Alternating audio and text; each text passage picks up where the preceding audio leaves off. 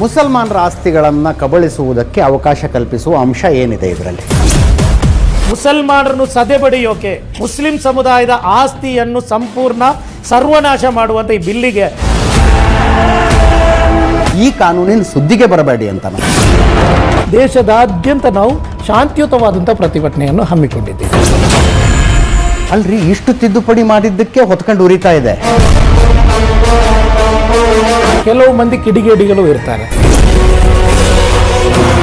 ಕಾಂಗ್ರೆಸ್ ಸರ್ಕಾರ ತಿದ್ದುಪಡಿ ಮಾಡಿದರೆ ವಿರೋಧವಿಸಲ್ಲ.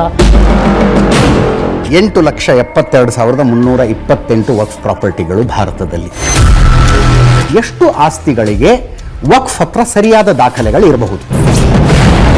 ಇದಕ್ಕೆಲ್ಲ ದಾಖಲೆ ನೀವು ಕೇಳ್ತಾ ಹೋದ್ರೆ, ನಾನು ಬಾಬರ್ನ ದಾಖಲೆ ತೋರಿಸಿ, ಔರಂಗಜೇಬನ ದಾಖಲೆ ತೋರಿಸಿ ಅಂತ ಹೇಳ್ತಾ ಇಲ್ಲ. News hours. ಕರ್ನಾಟಕದಲ್ಲಿ ಒಟ್ಟು ವಕ್ಫ್ನ ಆಸ್ತಿ ಎಷ್ಟಿದೆ?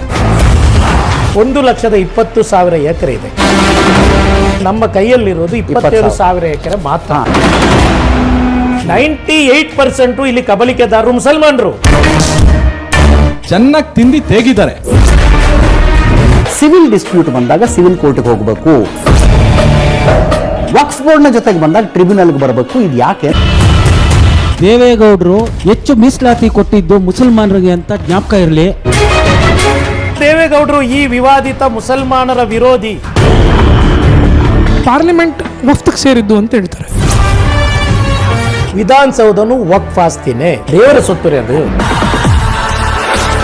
ಆ ಅಲ್ಲಾಹನ ಆಸ್ತಿಯನ್ನ ಅವರು ತಮ್ಮ ಉಪಯೋಗಕ್ಕೆ ಇಷ್ಟರ ಮಟ್ಟಿಗೆ ಉಪಯೋಗಿಸ್ಕೊಳ್ಳೋದು ಸರಿ.